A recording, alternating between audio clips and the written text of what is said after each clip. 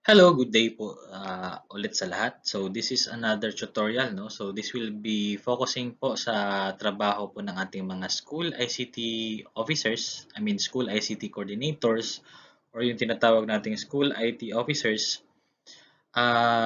Kung papaano po nila makukuha yung student accounts po in Office 365 ng kanilang mga bata using their school Office 365 account.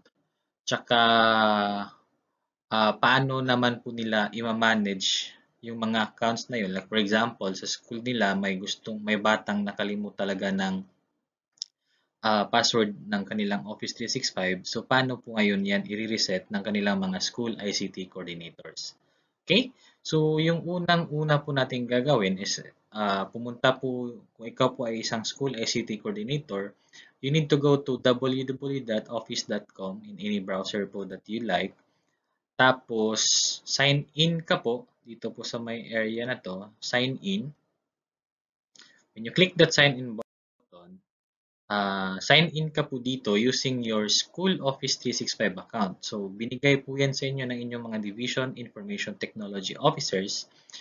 So, that's yung kanyang format is just the school ID at deped.gov.ph. Dali lang po yun kasi that's just the school ID at deped.gov.ph. So, usually that's a 6-digit or to 7-digit number at deped.gov.ph. Tapos, ilagay po ninyo ngayon yung inyong password.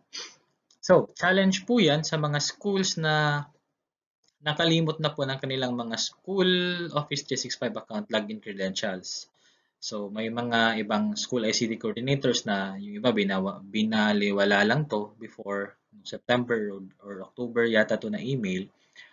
Or yung iba naman ay let us say na-transfer sa ibang school yung kanilang school ICT coordinator or yung iba mga bagong school ICT coordinator lang. Tapos yung dating school ICT coordinator hindi na rin nila alam yung password ng kanilang mga school Office 365 accounts.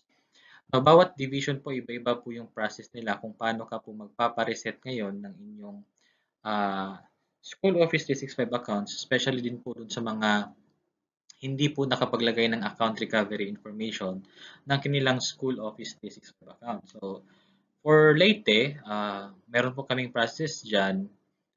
May form po na finifill-upan dyan, tapos sinisend lang po dun sa ICT unit po na email or dun po sa ictu.late@deped.gov.ph yung request po to reset Office 365 accounts. Okay? But for other divisions, no, hindi ko rin lang po alam. Bawat division po kasi unique kung paano sila nagmamanage ng kanilang mga accounts. Okay. Now, lagay lang po ninyo yung password kung meron na po kayong password ng inyong school Office 365. Okay, at mapupunta po kayo dyan sa dashboard ng inyong School Office 365 account. So, sa dashboard po na yan, nandito po ninyo makikita dyan sa may left navigation bar, no, yung Outlook na app. Click nyo lang po yung Outlook na app na yan. Tapos mapupunta po kayo dun sa Outlook na parang mag-add tab siya. May mariredirect kayo sa Outlook na email ninyo ng inyong School Office 365 account. Tapos hanapin nyo lang po yung email na nag-send po sa inyo ay si learner.accounts@deped.gov.ph. Again, yung nag-send po ng email ay si learner.accounts@deped.gov.ph. Tapos nasa mga months po na yan, na October po yata yan sinend. October or last week of September or early po na mga weeks ng October 2020. Okay? So, ang naman nag-send po niyan ay si learner.accounts@deped.gov.ph. So, may message po siya dyan sa mga school heads. Sabi niya, hello school head and school ICT coordinators, the Department of Education continues its aim of improving governance by providing tools, blah, blah, blah, blah, blah, blah. May policy pa yan. Tapos sabi niya, all learners in your school based on the LESF as of kailan? August 7, 2020 have been issued Microsoft 365 account for education accounts. Then their account credentials, username and password can be accessed through this link. May binigay po dyan na link. Okay?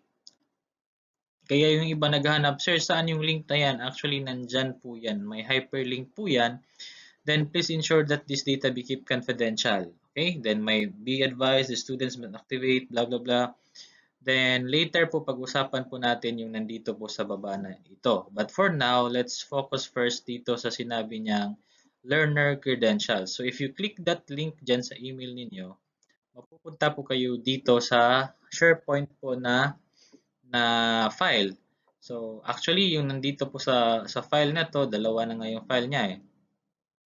This one here, sinend po ito ng October 1, 2020. This is containing yung accounts po as of August 7 po na enrollment. Okay? August 7 po na enrollment. Tapos may bago pong learner accounts na sinend as of April 25. Ito naman po yung mga as of January po natin 2021 po na enrollment. So, yung wala po dito sa una, yung wala po dito na mga accounts sa una, nandito po siya sa account ng ikalawa. Okay? Yan po yung mga Office 365 accounts ng inyong mga estudyante. So, pag open nyo po yan, actually that is an Excel online file. Nandito po yung inyong school ID, nandyan po yung email or yung Office 365 account ng mga estudyante ninyo. Nandyan din po yung default na password, tsaka yung other details, tsaka grade po ng mga estudyante ninyo. Now, kung meron po kasing cases na yung binigay po na default password dito, pag login po ng mga estudyante ninyo, hindi na po nila ma-open.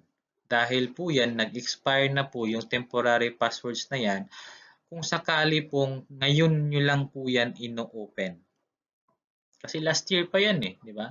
And usually, that is 25 days po, nag-expire na po yung default na temporary password na binibigay. So, kung hindi naman po, maganda po kasi naset po yata ng central office yan na do not expire. Pero usually po, nag-expire po yan.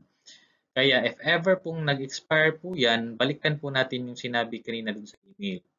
Sabi dun sa email, a separate account has been created for you to reset the password of the learner account which can be accessed through saan? Saan po kayo makakapag-reset ng inyong Office 365 account ng inyong mga bata? Doon po sa admin.microsoft.com. Again, nasa admin.microsoft.com. Okay? Now, meron po yung binigay na username at may binigay din po yung password. Now, this is a sample po sa late sa amin. So that's late at r8. Actually, this is the school ID. School ID po at r8.deped.gov.ph. Tapos may binigay po diyang default na password. Now, ulitin natin. Kung hindi ang problema dyan, kung ngayon nyo lang po yan binasa, pumunta kayo sa admin.microsoft.com dito, admin.microsoft.com dyan sa taas, yung nilalagay dyan. Nilalagay nyo yung binigay doon kanina na email na school ID at the regional tenant.deped.gov.ph. Tapos nung nilagay ninyo yung password, school ID at the regional tenant, kung ano yung region niyo dito, at deped.gov.ph, kung nilagay niyo yung password, sabi na doon is, password, your account or password is incorrect. If you don't remember your password, reset it now or forgot my password. So, dapat po, nakabind po yan sa account niyo. So, click forgot my password or you can reset it now or contact the help of your Division Information Technology Officers. Pero supposedly, nakabind po yan sa account ninyo eh. Nakabind po yan sa account ninyo. Kaya helpful po yung forgot my password. Okay? Now, pansinin ninyo na may R8 po siya. Okay? Si may school ID at R8 or si school ID at may regional tenant ka dito. Dito sa amin merong R8 or sa inyo may R7 or R10 or R3. Yung may regional tenant na yan, that is your, kumbaga, admin account. Admin account, ibig sabihin, pwede po kayong mag-reset dyan ng mga Office 365 account ng inyong mga estudyante. Kapag nakalimutan po nila yung password, you can go there to reset their password in Office 365. Again, sa mga students nyo lang po. Yung may school ID naman, yung school ID tapos diretso siyang at deped.gov.ph, di ba, yung walang regional tenant. Yung at deped.gov.ph, diretso siya, wala siyang regional tenant dito. Yun po yung inyong School Office 365 account. So, yun yung inyong School Office 365 account. Nandun po yung, dun po sinend yung learner Office 365 account credentials ng inyong mga learners. While dito naman sa may regional tenant ka dito, dun po ina-access yan sa admin.microsoft.com para ka mag-reset ng Office 365 accounts ng inyong mga estudyante. Okay? Now, kung nag-login ka dyan, kapag login ka dyan, mapupunta ka doon sa kung nakapag successful ka ng login dito sa admin.microsoft.com, ito po yung dashboard ninyo. Yan po yung dashboard ninyo. Meron ka ditong user management kasi yan yung importante dyan. Okay? User management. If you click that user management there, you can click reset password. So kapag nag-click ka po ng reset password dyan, you can just search anyone using their LRN dito. Search nyo lang dyan yung LRN. Tapos, sasabihin sa'yo, ito ba? Then, you click reset password. Kapag nag-reset password ka po, marireset po ang password ng mga bata at magbibigay po ng temporary default password ng kanyang Office 365 account sa inyo. Tapos, yun po yung ibibigay ninyo sa mga estudyante. Gagamitin po nyo yun kasi gagamitin po ng mga students yung kanilang mga Office 365 account para po mag-register naman dun sa DepEd Commons. Or baka nga minsan, gagamitin po yung Office 365 account ng mga bata ng mga parents din kasi yung iba tumutulong din yung parents lalo na kung nasa elementary pa para mag-register yung bata dun sa Office 365 na sa DepEd Commons gamit naman yung Office 365 account nila. Or minsan, yung mga advisors na yung gumagawa or nag-activate ng DepEd Commons ng mga bata gamit yung Office 365 account ulit ng mga bata. Or baka nga sa inyo, baka ikaw rin lang din yung nag-activate ng DepEd Commons ng mga bata gamit yung Office 365 accounts din ng mga bata. So, ganun po. Para naman po sa video kung paano mag-activate ng DepEd Commons ng mga bata, dalawa na po yung video yung ginawa ko. Isa po dun sa normal lang po na pag-activate, tsaka another video naman po yung ginawa ko para naman dun sa pag-activate nila ng Office 365 ng DepEd Commons account ng mga bata, nagkaroon po sila ng email not found na error. Dalawa po yung video na yun. Hanapin nyo lang po yung kung saan po kayo dun. Basta normal lang, yung walang problema.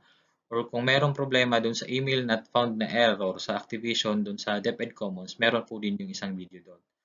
So, yung video lang po na to ay para lang naman focus doon sa paano ninyo makukuha kasi yung Office 365 accounts ng inyong mga bata tsaka paano nyo ngayon magre-reset ng password ng kanilang mga Office 365 accounts gamit yung dalawang school account. Merong isa na schoolid@deped.gov.ph tsaka yung doon kasi yung sinend yung mga Office 365 accounts ng mga bata. Tapos yung pangalawa naman yung dun ino-open sa admin.microsoft.com ay yung school ID at sa amin naman nasa region 8 so at r8.deped.gov.ph or sa ibang region baka at anong region kayo then .deped.gov.ph doon po kayo nagla-login dyan sa admin.microsoft.com para po makapag-reset kayo ng mga Office 365 accounts naman ng inyong mga bata para ma-feel po ninyo yung nafe-feel namin sa Division Office na nagpapa-reset ng mga Office 365 accounts. Okay? Kasi yun nga, nasa school level nyo yun eh. Kayo po yung may hawak kayo po yung admin doon. Kayo yung system admin. So, I hope na at least makatulong man lang po yung video na ito sa inyo. Maraming salamat po and good evening everyone.